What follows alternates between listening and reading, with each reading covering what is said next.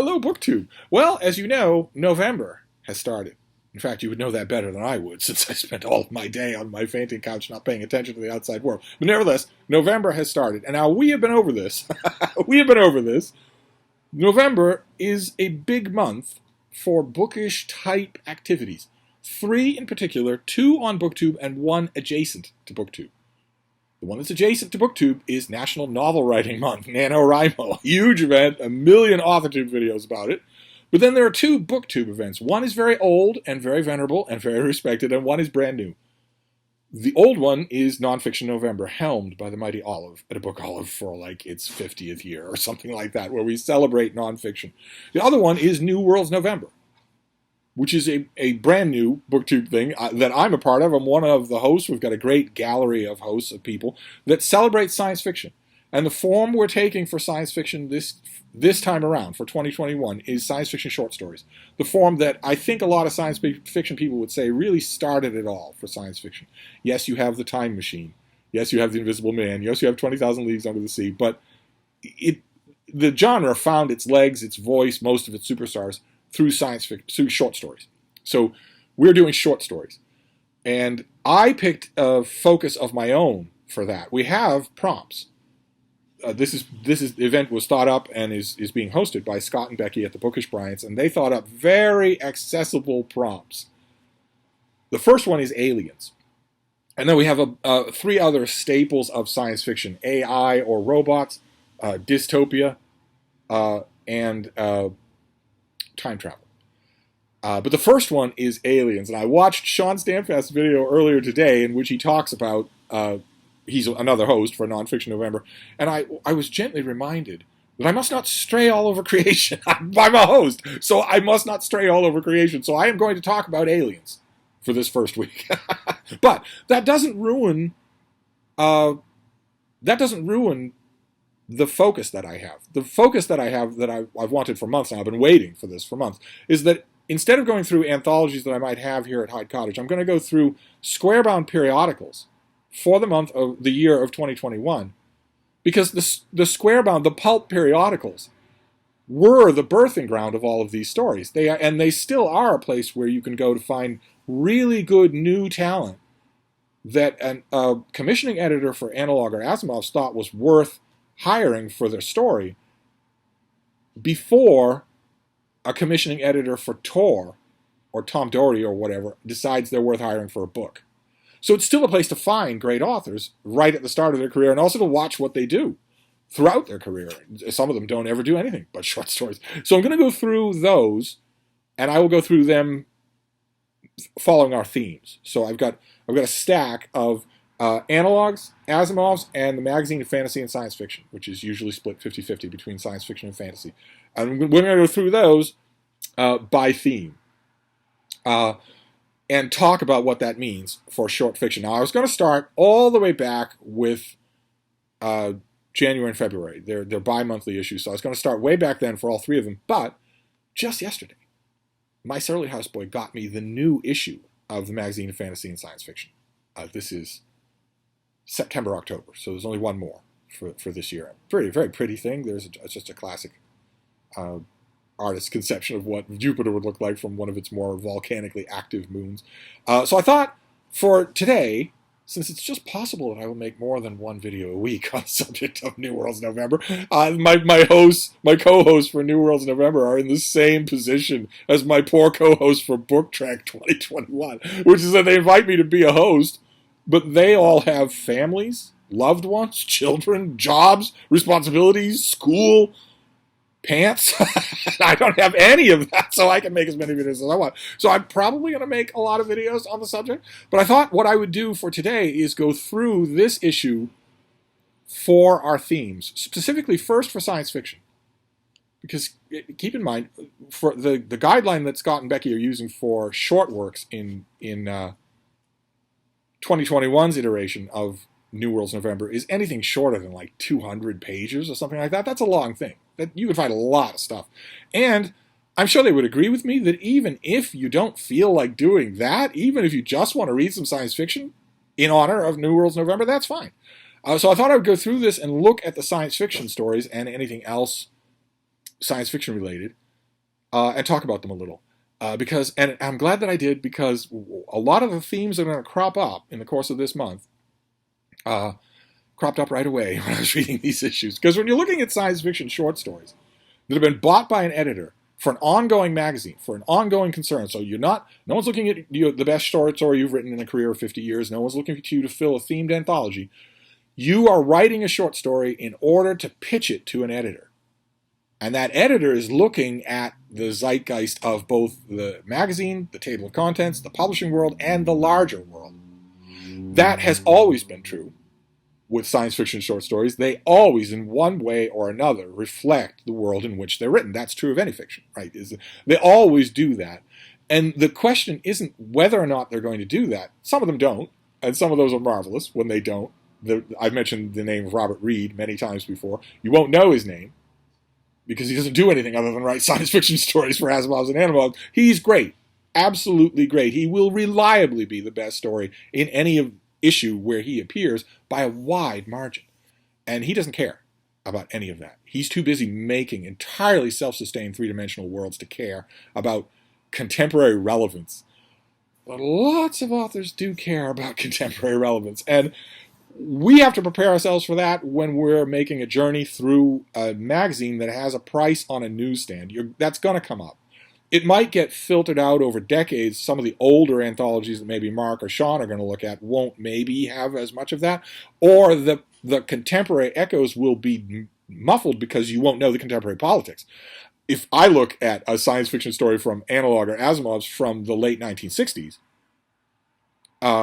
I'm going to remember reading it for the first time. And I'm going to remember that when I read it for the first time, I was really irritated that the astronauts all have long hair and talk like hippies, and the aliens sound like communists from the Soviet Union, when neither one of those things would be true. Neither one of those things would be true. I remember reading such a story by a young author. I won't name him right now. He is still alive, and he's gone on to a thriving career, but he was a young, long-haired hippie himself when he wrote that story. A story like that. And I remember reading it and thinking, NASA doesn't require short hair in their space capsules because they're square, dude. They require it because long, floppy hair is a distraction and a potential danger in a zero-G gravity. That's why. It's not because they're square. It's not because they work for, ExxonMobil or whatever. And you don't know that aliens would sound like either your stuffed shirt professor at Columbia or a communist general. You don't know that. That's a very small imagination to do that. What you're doing when you do that is importing the hot button politics of your day into your short story. And that might be satisfying, and there are plenty of editors, and I'm talking here also about nonfiction book section editors, that actually want to see some of that relevance. And God help the reviewer who says to them, well, I'm reviewing this book. Okay, I'm not reviewing Twitter. I'm reviewing this book. So do I have to drag in Guantanamo Bay or whatever? That attitude is plentiful. It happens all the time. You're going to run into it when you find freshly commissioned stuff that's just been paid for. So when I was going through this issue, I automatically wondered if that was going to happen, and I didn't have to wonder long. I dog-eared the pages here. I'm assuming those purists out there who just throw up every time I mention dog-earing a page won't care if it's in a periodical. There's a story in here. The first science fiction story that we encounter is called Ice Fishing on Europa. And this is the moon, Europa, in this solar system. It's a real place, and we know a lot about it. We know 100 times more about it than we did even 2 years ago. Europa is out in the solar system. Its surface is bombarded. It is swept by great tsunamis of life-killing radiation all the time. It doesn't have a magnetosphere of any great strength. It has no atmosphere. It doesn't have anything to protect it from that. And it not only has the radiation storms of the sun to deal with, but also the radiation storms of Jupiter, which is a stillborn sun. So, of course, Europa doesn't have any life on its surface. Europa is just a pitted ice ball on the surface. And for decades, NASA scientists thought that's what it was. Totally. That is not true. We now know that isn't true. Europa's ice surface is miles and miles thick, 10 to 15 miles thick of ice. And underneath that crust of ice is a gigantic ocean of salt water. Not liquid methane, not liquid hydrogen, salt water, exactly like you would find on Earth, except no sunlight. But, two buts. One, the surface of Europa makes it very clear that there have been many incidents in the past, many asteroid strikes, that have broken through the surface of that ice, and then the ice freezes over right away. But things may have got into that water that weren't originally there.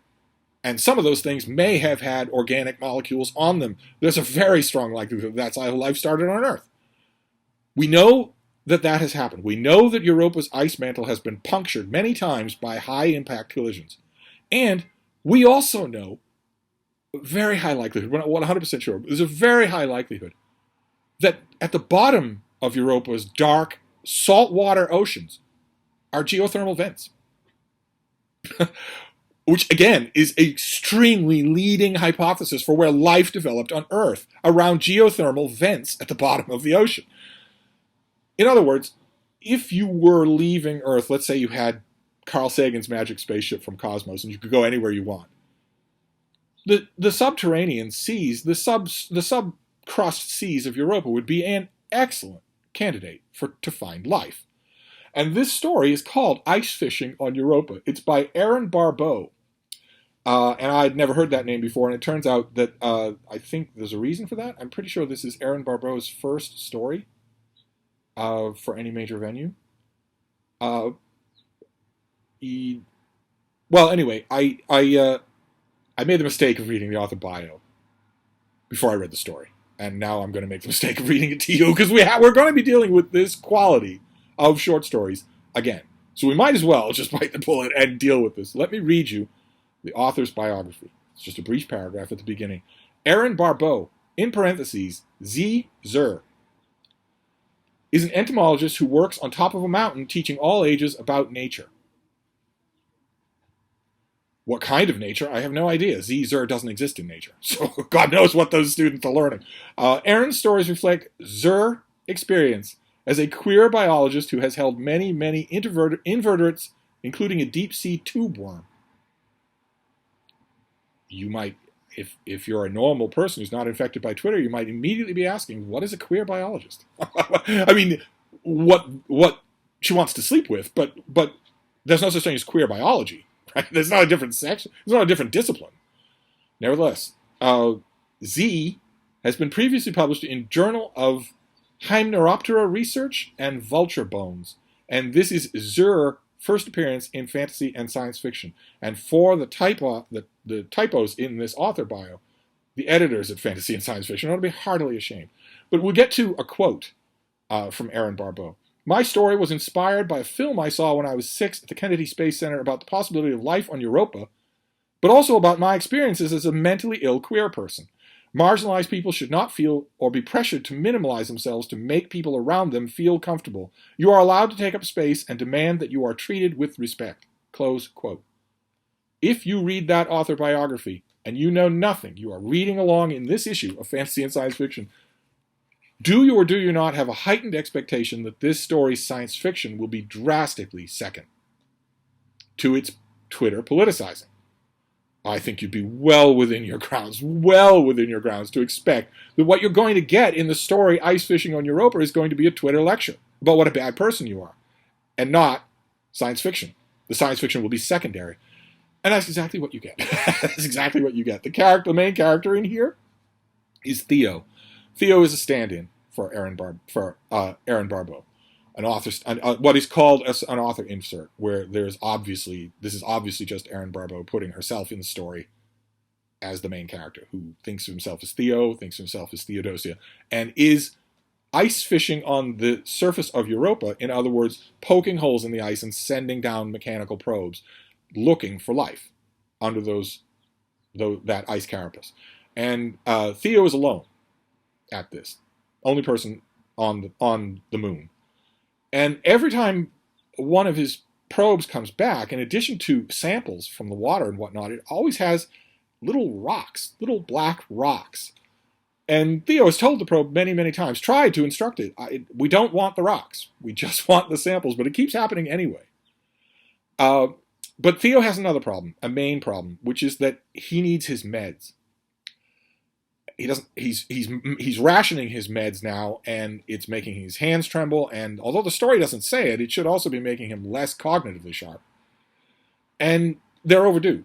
The shipment of meds and all other supplies is overdue from Space Command, from Space Central, from whoever's organizing this scientific expedition.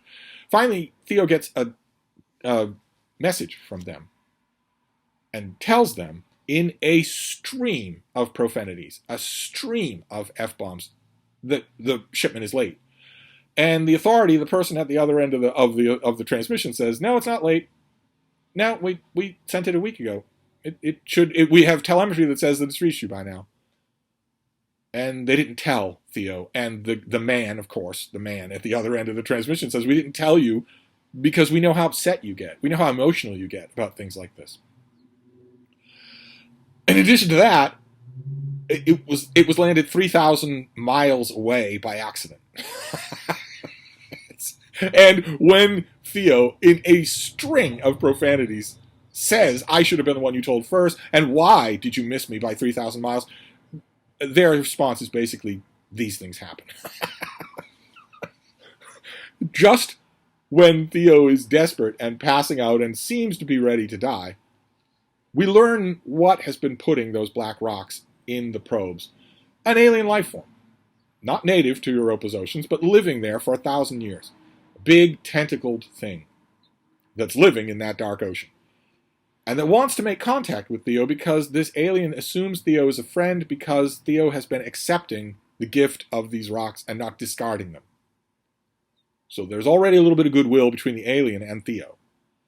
And the alien makes contact in order to save Theo's life. The alien is touch telepathic. So there's no language barrier. It'd be otherwise impossible to think about what language would be to a creature like that. Instead, there's no language barrier at all. And when Theo starts to come around and realize what's happening and is awestruck that there is an actual intelligent alien, not just bacteria, but a fully developed alien underneath the ice carapace of Europa, Theo's first response is to scold the alien for reading his mind without permission.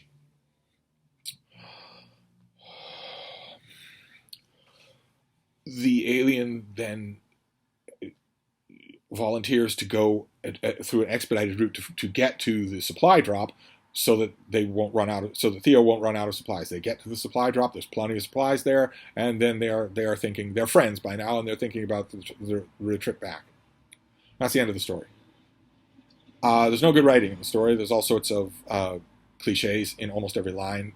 Things are at 6s and 7s, that sort of thing. Lazy, idiomatic expressions like that are perfectly okay if you're writing an email to a friend, but it's an author's job not to use those. Right? We're paying an author not to write like that. And instead, they're all through here because who, I ask you, in 2021 is going to edit Aaron Barbeau? Nobody is going to edit Aaron Barbeau. Can you imagine what would happen? And this is what you get. If you create an environment like that, this is what you get.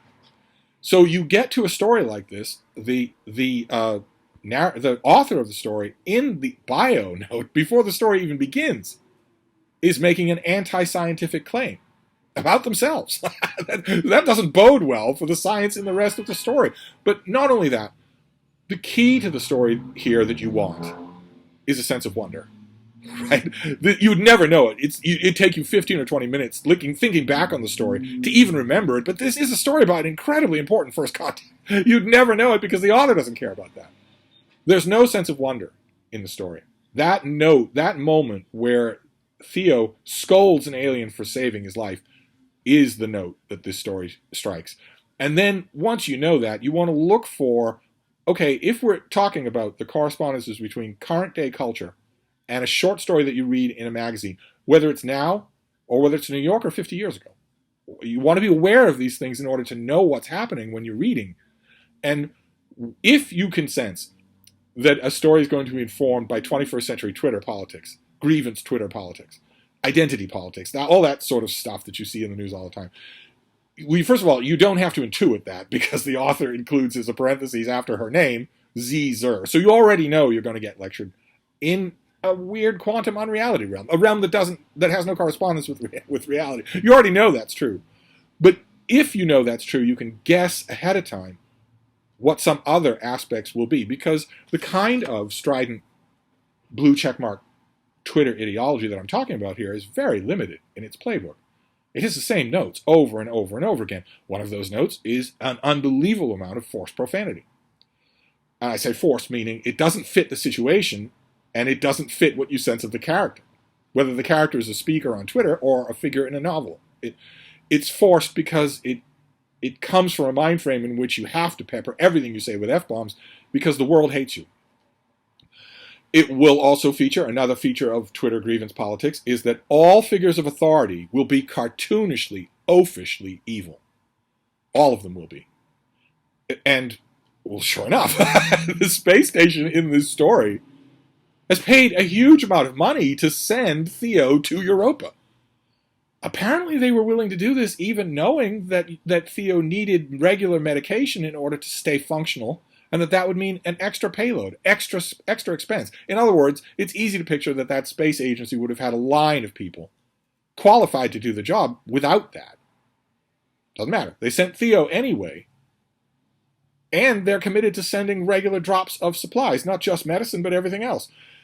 So is the figure in the story believable? That they wouldn't care? That they wouldn't tell Theo? And that they would miscalculate the drop by 3,000 miles? No, none of that is believable. None of it is believable. Theo even says they've never screwed up like this before. It's just an authority figure being hauled on for cartoonish reasons. To make an aggrieved, solitary, flag-waving hero out of an average character. And then also there's ingratitude. Right? Another hallmark characteristic of Twitter identity grievance politics is that you're always ungrateful to everyone all the time. To even potential allies. You're ungrateful to everyone all the time. So that people have to talk to you like you were a child, even if you're a full-grown adult. The alien in this story actually has to point out to Theo that the reason I read your mind without permission is because you were dying. And you would have died if I hadn't done it. Does it have any effect? No. Is there an apology for the snapping? No. Is there any kind of change in Theo? No, because that's the last reflection of current-day grievance identity politics, which is that the people who profess it 100% believe themselves to be completely perfect. They are not changeable. They are not perfectible. No one in the story learns anything. Everyone in this story learns something except Theo. Theo cannot learn anything because Theo is already perfect. And the only thing that's ever going to inconvenience Theo is the rude patriarchy of mind-melding aliens or the completely inexplicable callousness of literally everyone else. Well, that's all that's going to matter. It's not going to be Theo who ever screws up. And I'm not harping on this just because those things irritate me, although, oh my, do they. It's that this story beats you over the head with them. So it wasn't a winner. And unlike many other issues of fantasy and science fiction, this issue had almost no science fiction in it. It had lots and lots of fantasy. Now, one of those stories of fantasy is by E.A. Borland, and it's called "To the Honorable and Esteemed Monsters Under My Bed," and it's a epistolary. It's a swap of very formalized 18th century style letters between a boy and the monsters under his bed, negotiating for rites of passage, for the return of a treasured toy. It's delightful, absolutely delightful, but it's not science fiction, so we can't talk about it. But there is another science fiction story here in this issue. It's by Carl Taylor, and it's called Split the Baby.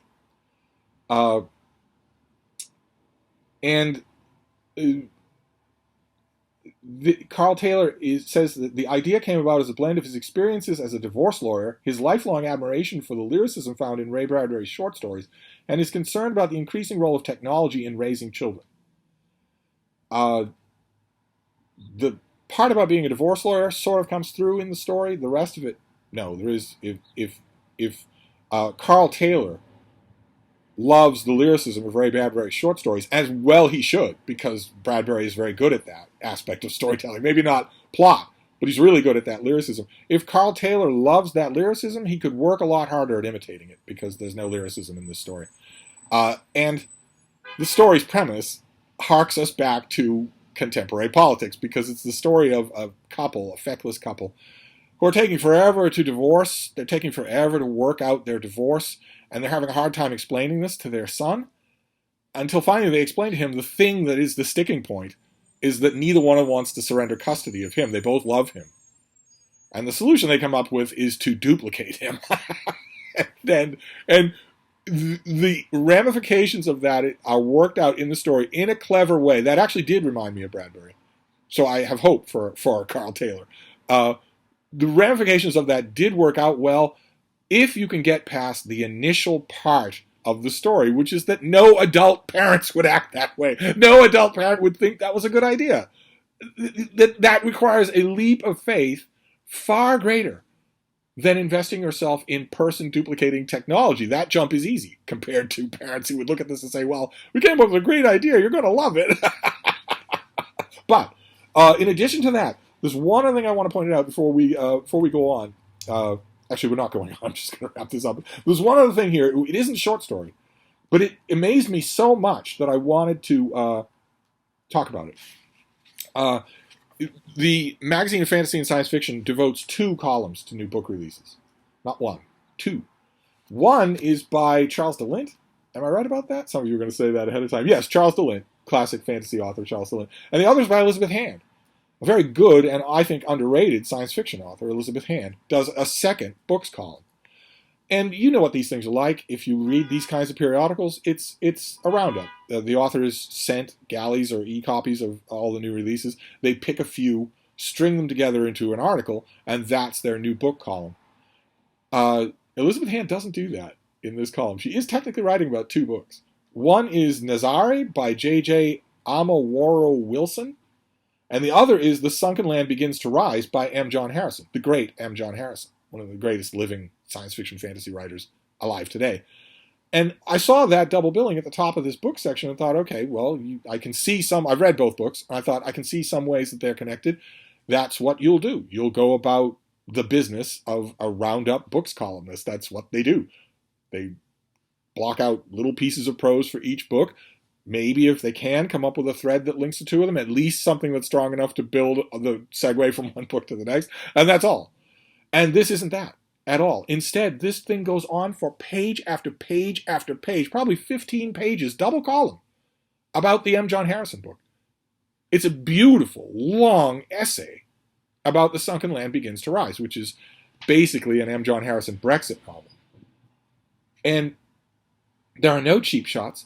There are no easy pastiche. There's no nothing. It's a fantastic essay about this book and about M. John Harrison as an author. I loved it. Absolutely loved it. I wish I had a printed copy of the book. This would come right out of this magazine and go in that book. I have an e-copy of it. And I don't think it will ever get published in this country. I could be wrong about that, but we shall see. Maybe it's published already. My intake of books is very spotty. But that was the only other thing I wanted to mention here. Is the Elizabeth Hand, boy oh boy, I don't know if I've read her doing this in fantasy and science fiction in any other issue. So my eyes are going to be peeled in the next issue. If she's willing to do this for another author, I would love it. Absolutely love it. It'd be really nice, too, if somebody would do that for her. Her books deserve it. But anyway, that is the latest fantasy and science fiction. So our outing for New Worlds November, my first outing for New Worlds November, was not a success, but at least it was a lesson.